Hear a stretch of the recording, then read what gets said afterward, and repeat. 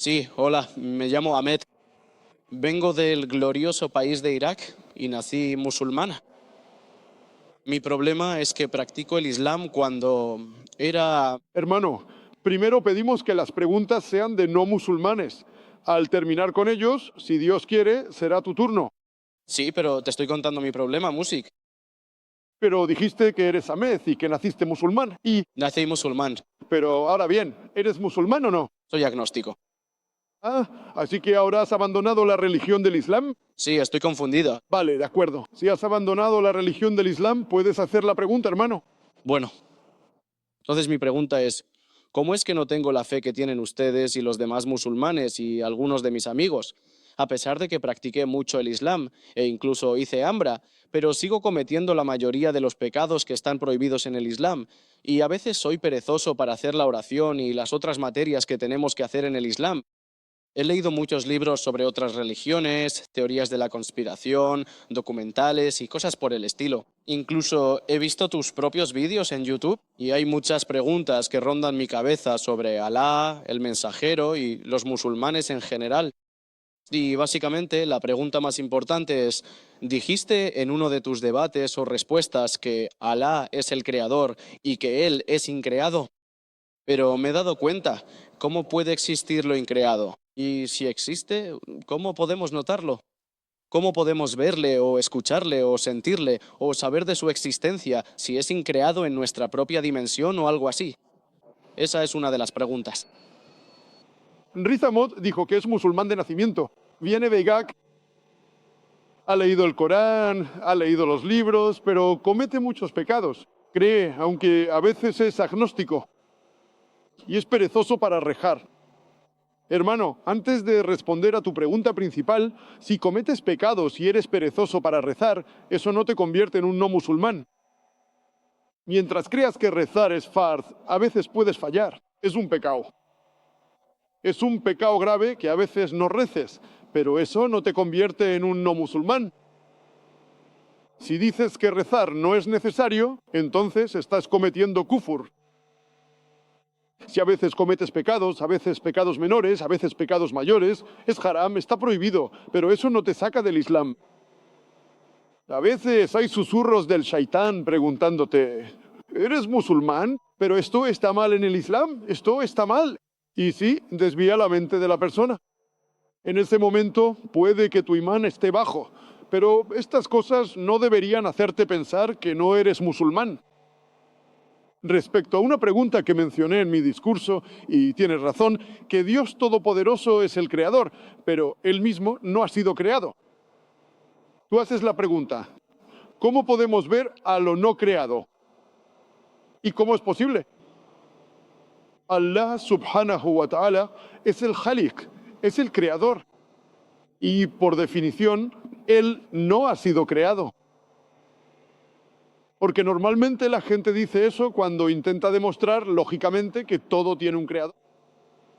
¿Quién creó la mesa? El carpintero. ¿De dónde la sacó? Del árbol. ¿Quién creó el árbol? Así que todo remite a Allah. Así que cuando mucha gente intenta convencer a un ateo, intentan decir que todo tiene un creador y luego se quedan atrapados cuando el ateo les pregunta, ¿quién creó a Allah? Si escuchas mis grabaciones, yo nunca sigo ese camino. Yo le pregunto al ateo, ¿cómo llegaste a saber sobre el universo? ¿Cómo llegaste a saber sobre el funcionamiento de las estrellas, del sol? Y él dice, y vuelve atrás, que el creador. Así que es al revés. Así que si sabes cómo manejar la lógica, no caes en este problema de la trampa del ateo, los musulmanes o los creyentes, diciendo, ¿quién creó a Allah? Por definición, Alá es increado. Y si haces la pregunta, ¿quién creó a Alá? Si has escuchado mis grabaciones, yo doy la respuesta. Supón que una persona viene y dice que mi hermano John. Sí, lo sé, lo vi, lo escuché. Es gracioso, pero quiero decir, ¿cómo existe si es increado? No es automático. ¿Ese es Alá? Sí, eso es. La diferencia entre tú y Alá. ¿Cómo existe él? Significa que ya existía. Él no tiene un principio. Tú y yo tenemos un principio. Eso es el ser humano. Así que esa es la diferencia entre nosotros y Alá. No puedes decir que Alá tiene que ser como nosotros. Si Alá es como tú y yo, ¿por qué deberíamos adorarlo? Ya veo, pero ¿has oído hablar del fenómeno El Gran Hermano? utilizado por varias órdenes y agendas políticas para controlar a la gente y cosas así, implementándolo en múltiples dioses, y luego, más adelante, se convirtió en una religión monoteísta en todo el mundo. A facilitarle las cosas a la gente va Gran Hermano. Perdona, nunca he oído hablar de la religión Gran Hermano. No es una religión, es como una teoría, una idea, básicamente. ¿Qué dice? Sí, ¿Qué dice esta idea? ¿qué dice? Es que cuando tienes un gran hermano te resulta más fácil vivir la vida.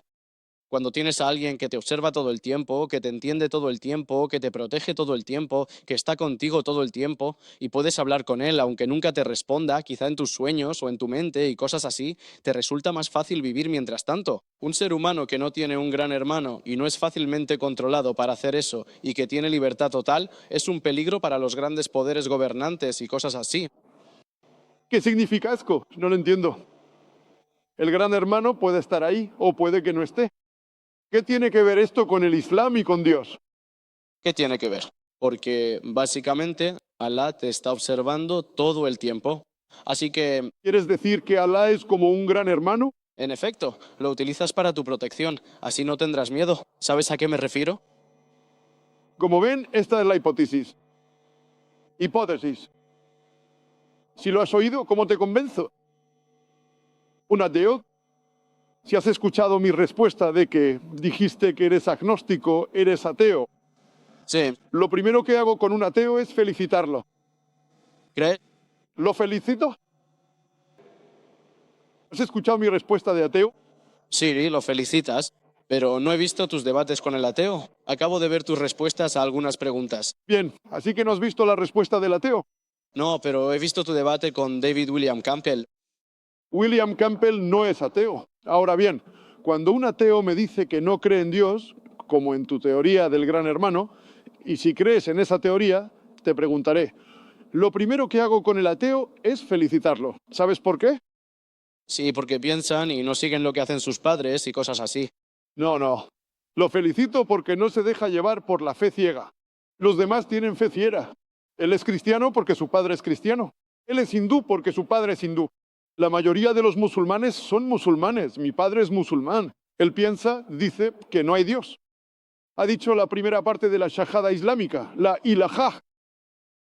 La razón por la que le felicito es porque ha dicho la primera parte de la shahada islámica, el credo islámico, la ilaha.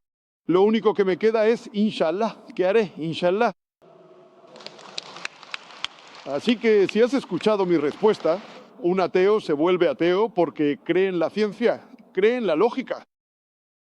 Le pregunto que si se compra un equipo delante de él, que nadie en el mundo ha visto jamás. Y si se le pregunta, ¿quién será la primera persona que podrá decirte el mecanismo de este nuevo equipo? ¿Cuál es la respuesta?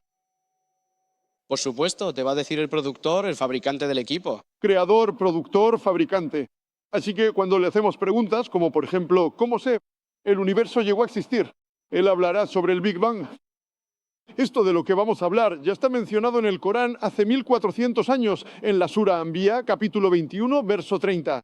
¿Acaso no han visto los que no creen que los cielos y la tierra estaban unidos y los separamos? ¿Acaso los incrédulos no ven que los cielos y la tierra estaban unidos y los separamos? Esto que habéis llegado a saber hace 50 años está mencionado en el Corán desde hace 1400 años. ¿Quién podría haber mencionado eso? Bueno, en varias civilizaciones, como en el 2000 o 5000 antes de Cristo. Antes de que llegara el Islam o incluso el cristianismo, existían varias civilizaciones que eran buenas en astronomía y sabían más sobre nuestro sistema solar que nosotros ahora, tristemente. Hermanos, vuestro conocimiento de la ciencia es escaso, no es profundo. Estoy de acuerdo. Hay ciertas cosas que se conocían como hipótesis. Por ejemplo, supimos, se demostró que la Tierra era esférica. En 1577, sé que en el siglo VI antes de Cristo hubo pitagóricos que creían que la Tierra era esférica. Pero el mismo Pitágoras, que creía que la Tierra era esférica, también creía que la Tierra era el centro del universo, lo cual es incorrecto. Muéstrame una sola civilización que crea al 100% en lo que dice el Corán. Te desafío. ¿Qué quieres decir con lo que dices? Hubo una persona que dijo, bueno, esta civilización, de 100 cosas, estas 2 son correctas. De 100 cosas, estas 5 son correctas. De estos 100, y elige 10, ¿quién puede hacer eso? Nadie más que el Creador.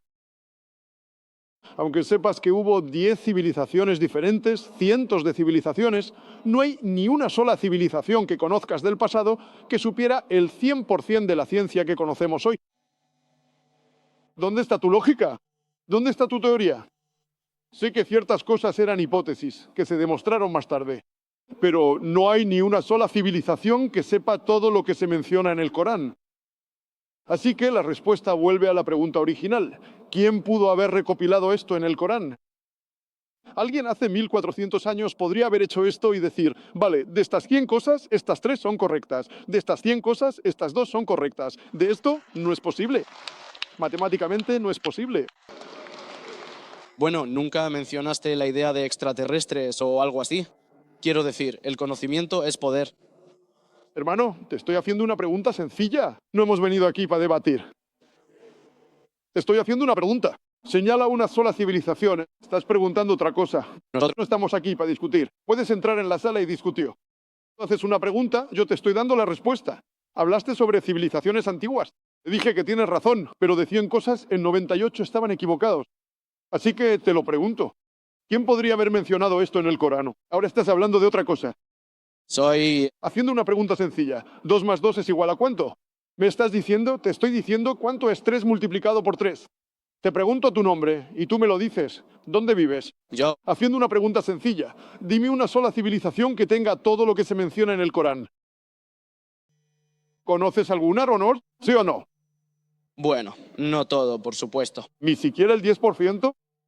¿Por qué? Babilonia conoce algunas cosas, la mayoría de los planetas y cosas así. El planeta no es lo único que se menciona en el Corán. En el Corán se mencionan miles de cosas. Decir que 1000 cosas se mencionan en el Corán, el 10% equivaldría a 100 cosas. ¿La civilización babilónica conocía 100 cosas mencionadas en el Corán? No, porque no... ¿Tienen idea del Corán? Conocían 5 o 6 cosas. En porcentaje es muy poco. Por supuesto, ¿Quién puede ser el autor del Corán, aparte del creador, para saber qué es correcto y qué es incorrecto? Hoy en día, la ciencia ha demostrado que la hipótesis mencionada por los babilonios hace tantos siglos, hoy está comprobada. Así que estas eran hipótesis en el pasado, de las cuales muchas han sido rechazadas y algunas aceptadas. Por lo tanto, recopilar todo lo que es 100% correcto solo puede venir del creador y de nadie más. Espero que eso responda a la pregunta.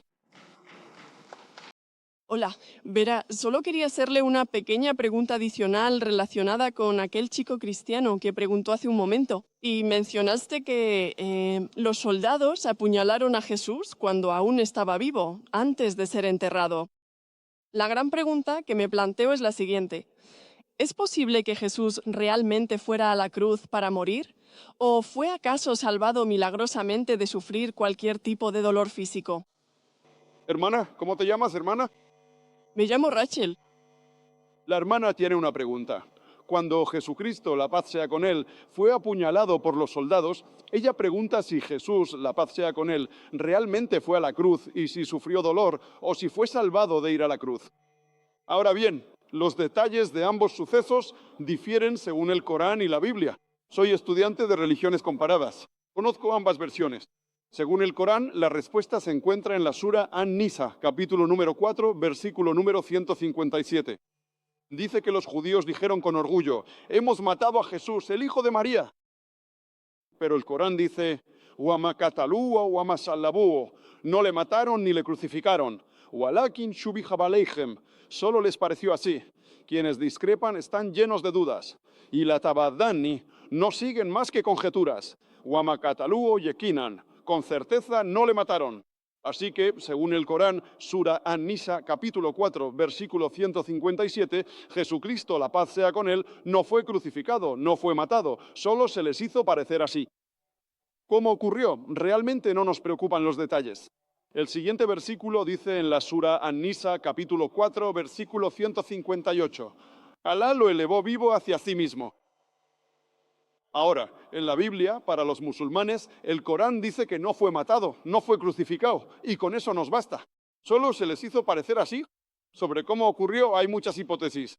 Quizá alguien fue sustituido en su lugar, o quizá realmente no nos preocupa. El Corán dice que no fue matado, no fue crucificado, y con eso nos basta. No nos interesa conocer los detalles. Si lees la Biblia, si lees la historia, si lees los evangelios, nos damos cuenta de que Jesucristo, la paz sea con él, los judíos le acusaron de blasfemia. Si lees el Evangelio de Juan, capítulo 10, versículos 31 y 32, cuando él dice, yo y el Padre somos uno, así que piensan que él reclamó la divinidad. Por eso dicen que, siendo un hombre, reclama ser divino. Entonces Jesucristo, la paz sea con él, dice en el Evangelio de Juan, capítulo 10, versículo 32, que ¿acaso no está mencionado en vuestra escritura que sois dioses? A la persona que pronuncia la palabra de Dios se le llama Dios. Y la ley no se quebranta. Así que aquí malinterpretaron que él reclamaba la divinidad y cogieron piedras para apedrearle. Entonces él dice, muchas buenas obras he hecho, ¿por cuál de ellas me apedreáis? Así que, basándose en esto, hay un juicio ante Poncio Pilato y luego lo ponen en la cruz. Y en ese momento comienza el sábado para los judíos, que es el sábado. En su filosofía no se podía crucificar a una persona en sábado, que comienza el viernes por la noche. Así que, como fue crucificado el viernes, lo pusieron en la cruz el viernes por la tarde y lo bajaron pronto de la cruz, porque no se puede crucificar a una persona en sábado. Así que, como lo bajaron antes de tiempo, si acepto la narración de la Biblia, asumo que aunque lo pusieron en la cruz, no murió, que por eso los soldados le atraviesan y ven que sale sangre. Y luego, con prisas, lo meten en el sepulcro. Ahora, cuando lo ponen en el sepulcro, él está allí en el sepulcro, todo el sábado. El domingo por la mañana la piedra está removida. Cuando María Magdalena llega delante del sepulcro, ve que la piedra está removida. Así que la pregunta es, ¿quién movió la piedra?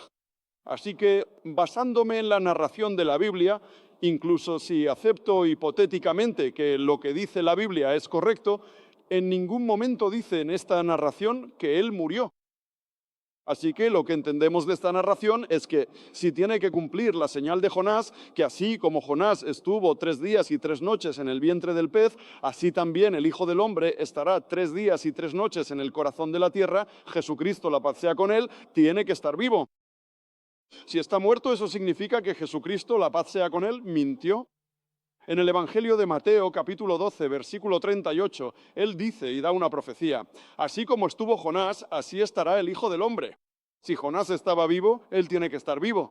Así que, según lo que asumo en mi lectura como estudiante después de investigar, no creo que Jesucristo, la paz sea con él, mintiera. Así que para que se cumpla su profecía, tengo que creer que estaba vivo, que fue puesto en la cruz, pero no murió.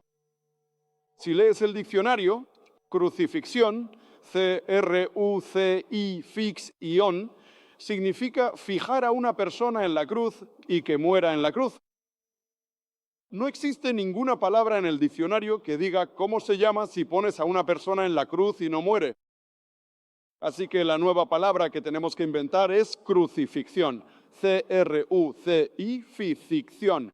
Es una ficción, es una historia. Le ponen en la cruz, pero no mueve.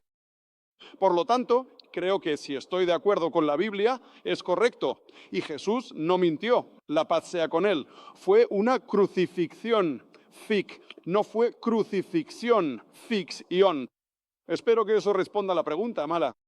Assalamu alaikum and good day to all my brothers and sisters. I hope you all be fine and doing good in your life concerns. Okay, in this particular Q&A, Ahmed, a born Muslim, and he said to Dr. Zakir Naik that I was born in a Muslim family, and now I am not a Muslim. I'm an atheist and agnostic. And atheist is a person who have no belief in Almighty God. And the other word you use for the atheist is agnostic, right? So these two terms are interrelated to each other. Well, he said that I'm agnostic, and why I'm agnostic? Because I mostly commit the sins which are forbidden in Islam, and I am indolent and lazy in offering the prayers. And one of the things he asked that I have a certain doubts about God, that everything has a creator, right? And why you can say that God is uncreated, and there has to be a creator of God as well. So he placed these doubts and the questions in the front of Dr. Zakir.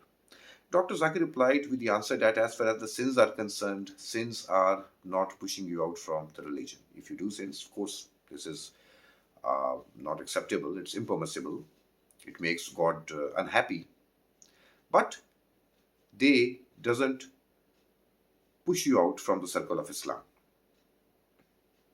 And as far as the prayers are concerned, of course, if you doesn't offer the prayers, that's one of the major sin, and there are very acute hadith towards it. But even if you are lazy in the prayers, certainly that argument is not enough to push you out from the circle of Islam. Although it's a major sin, but that is not enough and sufficient that it can push you out from the sphere of Islamic practices.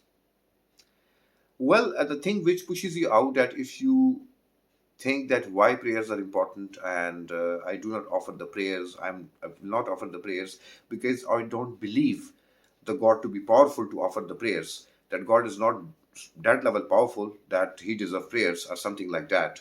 So this makes you a sort of in a situation of kufr. And kufr is something which is related to a non-believer concern, like you are out of the circle and sphere of religion. That's kufr. And that also creates you a murtad. Murtad is a person who leave Islam, right? A person who's a born Muslim and who practicing Islam, and all of a sudden he left Islam, and that's known as murtad, right? And as the guy said that I have offered the Umrah as well, so that is also a very important thing. We need to understand that he was a Muslim, but later on with waswasas. Waswasas means the delusions from the Satan. Dr. Zakir said over here, delusions from the Satan, because Satan is always there for you and it creates delusions in your mind, and it definitely try its best to deviate you from the path of righteousness and scintillation. And this is the Satan's role, and Satan is being created for this particular objective, that he challenged God that I will transgress your creation from the path of righteousness and truthfulness. And God said that when they will seek apology to me, I will forgive them. Well, so if you are not offering the prayers, if you miss the prayers, that's something else. And if you think that I do not want to offer the prayers and God doesn't deserve it, that's something very different, and that's kufr. Dr. Zakir said that, and if you're an atheist, now, when I talk to the atheist, I congratulate atheist, because it becomes easy for me to convince them and persuade them through logic and rationality. While a person who is a Christian or a Jew or a Hindu or a Buddhist, it becomes much intricated for me, in fact, to first delete all the rubbish in his mind and then try to convince him or her towards Islam. And that is really a difficult job for me, rather to convince an atheist, because atheists have already recited the half shahada. La ilaha illallah. There is no God. La ilaha illallah. La ilaha illallah means there is no God. Right. And as far as the other religious practitioners are concerned, except Islam, it becomes difficult for me to persuade and motivate them, because there is already something in their mind, and first I have to delete and eradicate all the stuff from their mind, and then I will persuade him towards Islamic, teachings. I will persuade them, convince them that Islam is the only right religion in the front of Almighty God. So it becomes difficult for me, and it is easy for me to convince an atheist. So I congratulate an atheist, right? And Dr. Zakir said that when you talk about that, who created Almighty Allah, so Allah has no beginning, because we humans, like, we have a date of birth, like we born in 1980s, 1990s, in 1970s, we have a specific date of birth, and obviously it's been clear that we have to leave this world in our prescribed time, which is being written by Almighty Allah, right? And nobody can be immortal. We've seen a lot of people in the world. Nobody is immortal. Everybody has to die.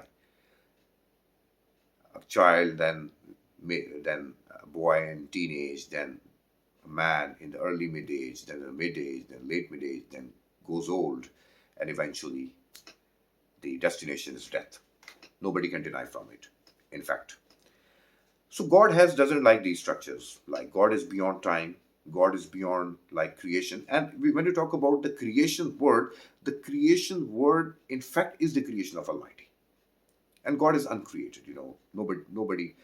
But this is not the concept which is related to God Almighty, because in Surah Ikhlas, if you see Qul huwallahu ahad, Allahu samad, lam yalid walam yulad walam yakul lahu kufuwan ahad, it means that there is nobody who created God. God is not the father of anybody else. God is not the brother of anybody else. And there is nothing like God. Right? And from the Surah Ikhlas, we get a very explicit and the clear concept that is God is uncreated. Nobody can create God because God is beyond time. Right? God is there. And you doesn't have a time definition for the God.